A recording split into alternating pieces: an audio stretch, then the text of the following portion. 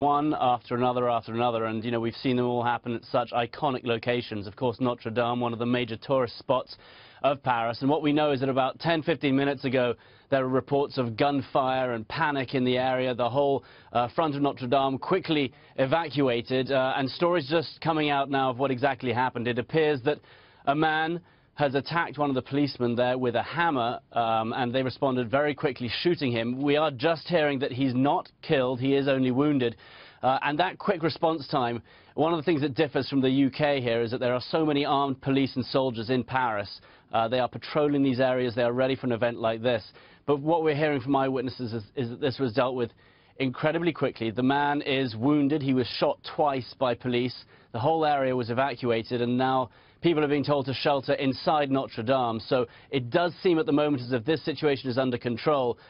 They will, of course, have looked at the events in London recently and been on heightened alert. Not to mention it is Ramadan at the moment, and just with this sense of heightened alertness, attacks like this, it's tragic to say, but they're no longer a surprise. So we're going to keep you updated from here. But what we're hearing at the moment is the situation appears to be under control.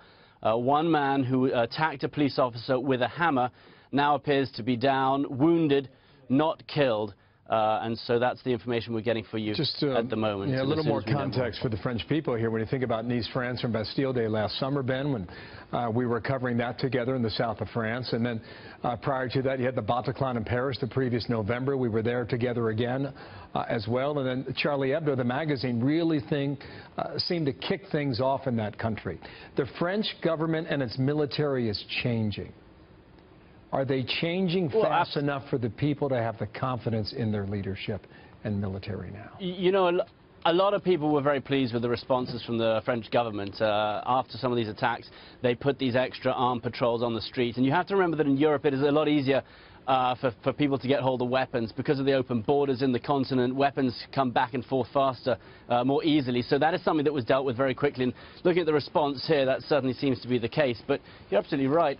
One after the other at the moment at a heightened, at a time like this. And, as you said, you and I have both watched them happen. So it's something which is going to keep happening, we feel. But the police in Paris, certainly, with special units set up to patrol these areas in particular, have responded incredibly quickly. Thank you, Ben. Good reporting that out of London.